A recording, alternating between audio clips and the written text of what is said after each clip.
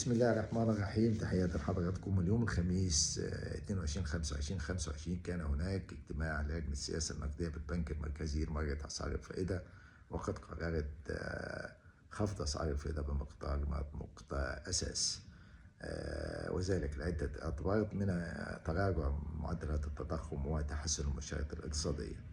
وهذا القرار بالطبع سيكون له عدة تأثيرات إيجابية، منها انخفاض تكلفة التمويل وخاصة بالنسبة للشركات، وسيكون لذلك تأثيرات إيجابية وانتعاشة اقتصادية على الأسواق التجارية والصناعية وأسواق القطاع العقاري.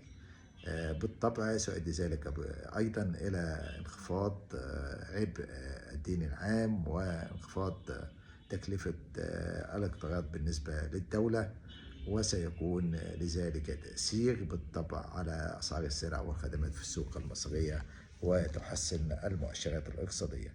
نتمنى أن يكون أو تأتي ثمار هذا القرار الإيجابي في الفترة القادمة القصيرة على الاقتصاد المصري. تحياتي لحضراتكم.